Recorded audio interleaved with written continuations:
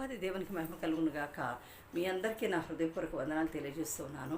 మరి ముఖ్యంగా పరిశుద్ధ గ్రంథములో నుండి రోమీలకు రాసిన పత్రిక 12వ అధ్యాయము మొదటి 3 వచనాలు చూసుకున్నట్లయితే ఎంతో చక్కగా దేవుని వాక్యం రాయబడి ఉన్నది. పరిశుద్ధ పౌలు గారు రోమాలో ఉన్న సంఘస్థులకు రాస్తూ ఉన్నాడు, విశ్వాసులకు రాస్తూ ఉన్నాడు. ఏమనంటే, కాబట్టి సహోదరులారా, పరిశుద్ధమును దేవునికి అనుకూలమునైన సజీవ యాగముగా మీ శరీరములను ఆయనకు సమర్పించుకొనుడి అని దేవుని వాత్సల్యమును బట్టి మిమ్మును బతిమాలుకొనుచున్నాను. ఎంత బ్రతిలాడుతున్నాడో చూడండి. ఎలాగా సజీవ యాగముగా, బ్రతికుండగానే ఒక యాగముగా మీరు దేవుణ్ణి అనుసరించండి, దేవుణ్ణి నమ్మండి నా ప్రియమైన సహోదరులారా అని సంఘంలో రోమాలో ఉన్న సంఘస్థులకు రాస్తూ ఉన్నాడు. దేవునికి స్తోత్రం కలుగునుగాక. పరిశుద్ధుడైన పౌలు గారిని గురించి మనం అనేక సార్లు చెప్పుకుంటూ ఉన్నాం కదా. ప్రియమైన సహోదరులారా, సహోదరిలారా, అనుకూలమైనటువంటి సజీవ యాగంగా దేవునికి అనుకూలమైన సజీవ యాగంగా చేయాలి. దేవునికి ఇష్టముగా, దేవుడు మెచ్చుకునేలా దేవునిలో మనం సర్వసంపూర్ణమైనటువంటి భక్తి విశ్వాసములతో ఆయన్ను అనుసరించవలసిన వారమై ఉన్నాము.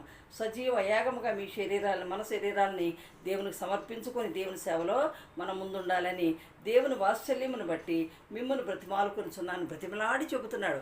మేము కూడా వాక్యాలు చెబుతూ ఉండగా మిమ్మల్ని బ్రతిమాలుచున్నాము. ఎందుకని ప్రియమైన వాళ్ళ దేవుడు నమ్మకమైన వాడు, నిజమైన వాడు, నమ్మదగిన వాడు. పూర్ణాంగీకారంగా మనం ఆయన నమ్మవలసిన వారమై ఉంటున్నాము. హల్లెలూయా. ఇట్టి సేవ మీకు యుక్తమైనది. మిమ్మును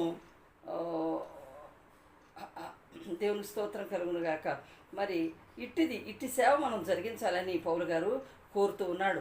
మనకు కూడా ఇది సాదృశ్యమే. వారికి చెప్పిందే కదా, మనకు కాదు కదా అనుకోవద్దు దయచేసి.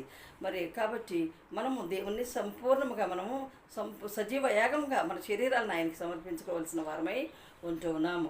ఈ లోక మర్యాదను అనుసరించి కాక, మీరు ఈ లోక మర్యాదను అనుసరింపక ఉత్తమమును అనుకూలమును సంపూర్ణమై ఉన్న దేవుని చిత్తమేదో పరీక్షించి తెలుసుకున్నట్లు మీ మనస్సు మారి నూతన మొగుట వలన రూపాంతరము పొందుడి. హల్లెలూయా. రూపాంతరం అంటే మనం మారిపోవాలి. దేవునిలో క్రొత్త రూపెత్తాలి. దేవుడే ఇస్తాడు ఆ రూపాన్ని. ఈ దినము నాకు సరిగ్గా 14వ తారీఖు, పోయిన నెల 14వ తేదీ నాకు కన్ను ఆపరేషన్ జరిగిందండి, కుడి కన్ను. కాబట్టి ఈ దినమున దేవుని ఆలయంలో కళ్ళద్దాలు తీసి కొద్దిసేపు నేను బైబిల్ వాక్యం చదువుకున్నాను.